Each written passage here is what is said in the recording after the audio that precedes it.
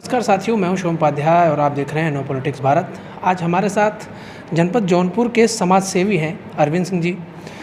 कल ही इन्होंने अपना एक वायदा पूरा किया है, एक बच्ची की शादी का जो इनका वायदा था उसको पूरा किया है। तो आइए हम इनसे जानते हैं कि ये कब हुआ और इसके पीछे का क्या वजह रहा। सबसे पहले स्वागत है सर आपका हमारे चैनल में। बताइएगा कि कैसे ये हुआ, कैसे आपके मन में इस तरीके की भावना आई, और एक तरीके से कह सकते हैं कि जौनपुर जैसे प्लेस पर ये एक बहुत बड़ी चीज़ है, तो कैसे ये सब हो पाया? एक्चुअली कोरोना जब सेकेंड फेज स्टार्ट हुआ था उसी समय ये बच्ची थी, सोनम गुप्ता इसका नाम है। इसका हमारे गांव से ही संबंध है, हमारे गांव में इसका ननिहाल है। इसकी माँ यहीं रहती थी। इसके फादर जो है, इसके पिताजी 18 साल पहले एक्सपायर कर गए थे। तो ये और इसकी माँ रहती थी गांव में, एक छोटी सी गोमती में कुछ सामान वामान रख के बेच के अपना जीवन यापन करती थी। और सेकंड फेज़ जब कोरोना आया तो इसकी मदर को कोरोना हो गया, तो बनारस में कहीं एडमिट थी, बीएचयू में एडमिट थी, तो वहीं वो इसकी मदर एक्सपायर कर गई। तो ये उस समय ऐसा संक्रमण काल था, कोई किसी को छू भी नहीं रहा था। ये बच्ची अकेले अपनी माँ को लेके गई गंगा जी के किनारे, और प्रशासन जो व्यवस्था किया होगा लकड़ी आग की वही जलाई। और सुबह न्यूज़ में, दैनिक जागरण के न्यूज़ में आया कि एक बिटिया जो है रो रही थी अपनी माँ को कि मुझे छोड़ के चली गई, और अकेली घाट पे उसकी पिक्चर भी आई, मतलब फ़ोटो भी लगी हुई थी न्यूज़पेपर में। और घाट पे अकेले वो जो है वही अग्नि दी थी अपनी माँ को। और वो न्यूज़ जब मैं पढ़ा तो बड़ा हृदय जो है द्रवित हुआ, और मेरे मन में उसी समय आ गया कि इसकी मदद हमको करनी चाहिए। मैं तुरंत यहाँ गांव में फ़ोन किया, और आधे घंटे में मैं यहाँ पहुँचा शहर से। उसके घर पे गया, उसकी हालत बहुत ही ख़राब थी उसमें, और रो रो के उसका बुरा हाल था। और उसका केवल एक कमरे का टीन सेट का मकान है और कुछ है नहीं उसके पास। फिर मैं उसी समय सबके सामने उसको बताया कि अब तुमको बेटा जो होना था हो गया, उसमें हम लोग कुछ नहीं कर सकते, लेकिन अब आगे की पूरी जिम्मेदारी तुम्हारी हमारी है। उसको फिर मैं समझाया, उसकी माँ का जो भी क्रियाक्रम था 13 दिन वो सब किया गया हमारे द्वारा। इसके बाद मैं उसको यहीं अपने कॉलेज में रखा, और यहाँ पे थी वो 1 साल तक। अभी उसकी मौसी रहती हैं कलकत्ता में, तो उन लोगों ने अपने रिलेशन में कहीं उसकी शादी तय कर दी थी। तो हम आपको फ़ोन की कि भैया शादी तय कर दी हैं और उसको पूरा करना है। हमने कहा ठीक है, शादी बढ़िया है ना। उसको बोला। तो फिर मैं गया, लड़के वालों के घर और से सबसे मिला, और जो भी शादी की व्यवस्था करनी थी उसको किया गया। उसकी शादी बहुत अच्छी हो गई है। आशीष लड़के का नाम है, कलकत्ता में जो है वो व्यवसाय करता है इलेक्ट्रिक गुड्स का, बिजली का सामान का उसका व्यवसाय है वहाँ पे। और अच्छा है लड़का। लड़के 2 भाई हैं, उसका एक बड़ा भाई है, ये छोटा है। और बड़ा अच्छा लगा। उसकी शादी उदी हो गई, 11 तारीख को अपने वो ससुराल चली गई। मैं आज ही जो है वहाँ से कलकत्ता से वापस आया। आप जैसे कि शादी विवाह में पूरा मतलब एकदम लगे हुए थे, लड़के को देखना, उसके बाद वो सब सारी प्रक्रियाएं हो रही थी।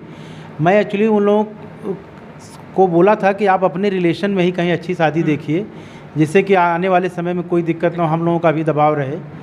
तो उसको शादी अच्छी मिल गई। अब भगवान चाहेंगे तो उसका जीवन आगे का बहुत सुखमय होगा, यही हम लोगों को उसके लिए कामना है प्रभु से। जैसे कि जब ऐसा कोई एक बड़ा काम होता है तो उस पर बड़ी मतलब एक तरीके से कहें कि न्यूज़ चैनल्स बड़ा उसको शो ऑफ करते हैं, लेकिन आपके द्वारा उस तरीके की चीज़ें दिखाई नहीं गई। हालांकि कुछ कटिंग में पेपर में आए हैं, लेकिन इसका क्या समझा जाए कि ये समाज सेवा एक तरीके से आंतरिक है? ये आंतरिक सेवा है, इसमें मैं दिखावा के लिए कुछ ज़्यादा वो करता नहीं हूँ। और मैं इस तरह के छोटे मोटे काम जो मैं कर देता हूँ मैं किसी को बताता भी नहीं हूँ। बहुत लोग आते हैं, मिलते हैं, जो मेरी यथाशक्ति होती मैं उसके हिसाब से मदद कर देता हूँ। लेकिन मेरी भी ऐसी कोई इच्छा नहीं थी कि इसको दिखाया जाए और इसको पूरा वो प्रपंच किया जाए। लेकिन ठीक है, मीडिया के कुछ भाइयों को पेपर में निकला, वो कटिंग वटिंग आज मैं देख रहा हूँ आया है, सोशल मीडिया भी चल रहा है, और अच्छा लग रहा है उसकी मदद करके। उसकी अच्छी जगह वो चली गई, इससे और अच्छा लग रहा है कि उसकी शादी अच्छे लड़के से हो गई। उसका आने वाला समय जो है, आने वाला भविष्य उसका सुखमय हो, यही सब सोच के उसको किया गया है। अब थोड़ा सा दूसरे विषय पर चलते हैं। बात की जाती है जब राजनीतिक स्तर की, तो वहाँ पर ये बात होती है कि अरविंद सिंह आगे चुनावी मैदान में दिख सकते हैं। इस बात में कितनी सच्चाई हो सकती है? एक्चुअली मैं अपना ग्रेजुएशन मुंबई यूनिवर्सिटी से किया था, मैं बीटेक हूँ मुंबई यूनिवर्सिटी से 97 में पास आउट हूँ। इसके बाद कई जगह जॉब वॉब किया गया। 2001 से मैं अपना बिज़नेस करता हूँ, 2001 से। यहीं छोटे बिज़नेस से शुरू किया था जौनपुर में ही, और पिछले 20 सालों में मैं कड़ी मेहनत किया और आज हमारे स्कूल, कॉलेज और स्किल डेवलपमेंट, आईटी कंपनी है, सब तमाम चीज़ें हमने खोला है। लेकिन हमको ये शहर में, जैसे इधर क्षेत्र से मैं कम आता जाता था, मेरे घर के और सब लोग रहते हैं। हफ्ते में मैं आता हूँ, कम का मतलब ये नहीं कि एकदम नहीं, हफ्ते में आता था, 1-2 घंटे रहा चला गया। लेकिन मुझे देखने में आता था हमेशा कि गौरा बादशाहपुर, धर्मापुर क्षेत्र जो है एजुकेशन से लेके और सब चीज़ों में काफ़ी पिछड़ा है। जौनपुर ज़िले में जो और क्षेत्रों में जो विकास है, और लोग पढ़ाई में भी यहाँ से आगे हैं, सिविल सर्विसेज में आ रहे हैं, इंजीनियरिंग, डॉक्टर सब बन रहे हैं, तो हमारा क्षेत्र थोड़ा उनके कंपैरिजन में जौनपुर के अन्य क्षेत्रों से पिछड़ा था। तो हमारे मन में आया कि अब बहुत काम कर लिया गया, कुछ समाज के लिए किया जाए, जिससे लोगों का, तो स्किल डेवलपमेंट हमारी यही सोच थी यहाँ बनाने की। अच्छा। कि हम खोलेंगे और लोगों को रोज़गार मिलेगा। ये जो कॉलेज हमारा था, हमारे पिताजी 2010 में एक्सपायर किए थे, उनके नाम से हमने कॉलेज खोला। इस क्षेत्र में कॉलेज वॉलेज और शिक्षा का अभाव था, तो इसको पूरा करने के लिए जो मेरी सामर्थ्य हो सकती थी मैंने किया। अब लोग, क्षेत्र के ही लोग, बादशाहपुर के लोग और गांव के लोग आए, बोले कि भैया आप जो है नगर पंचायत बनी है नई, आप आइए यहाँ कुछ विकास करिए, नगर पंचायत का विकास करिए, जिससे ये क्षेत्र भी थोड़ा आगे हो। तो हमारे मन में आया, लोगों की बात हमने सुना कई बार, मतलब कई महीने से लोग कह रहे थे।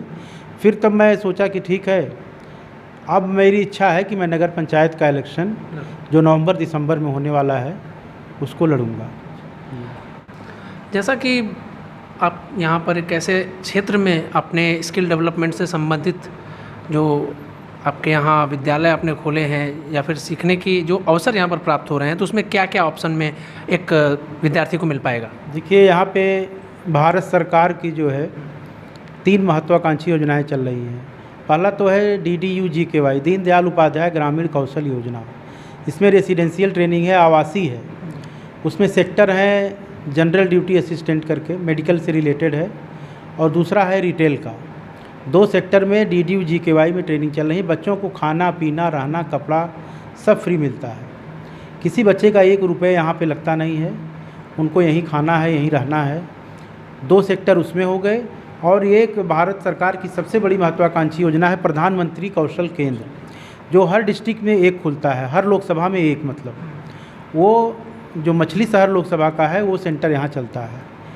और ये आपको बता दें कि जब कोरोना काल आया था तो इसमें एक 60 टर्म की ट्रेनिंग चल रही थी, क्रैश कोर्स करके, इमरजेंसी मेडिकल टेक्नीशियन चलता है। उसमें 1 सेक्टर है, गारमेंट्स है, 2 सेक्टर अभी चलते हैं, और सॉफ्टवेयर का 1 कोर्स था बच्चों का, 3 सेक्टर था। तो EMT की ट्रेनिंग में पूरे यूपी से 8 सेंटर सेलेक्ट हुए थे, जिसमें ये भी एक सेंटर था। और यहाँ DM साहब, CDO साहब आए थे, और प्रधानमंत्री जी आदरणीय मोदी जी जो है लाइव इनाग्रेशन किए थे 8 सेंटरों का। उस समय कोरोना काल था, तो दिल्ली से उन्होंने लाइव इनाग्रेशन किया था, और CDO DM यहाँ सेंटर पे बैठे हुए थे। और उस 8 सेंटरों में तब से उसके क्रैश कोर्स में लगभग 500 बच्चे यहाँ से निकले। 60 टर्म ट्रेनिंग थी 21 घंटे की। फिर उनका गवर्नमेंट के हॉस्पिटल में वो ट्रेनिंग कर रहे हैं, हर CSC PSC पे, जहाँ भी CDO साहब ने उनको किया है। और कुछ मेडिकल कॉलेज में है, और गवर्नमेंट के हॉस्पिटल, डिस्ट्रिक्ट हॉस्पिटल में है, सब ट्रेनिंग कर रहे हैं। आपका हमारे साथ जुड़ने के लिए बहुत बहुत धन्यवाद। धन्यवाद।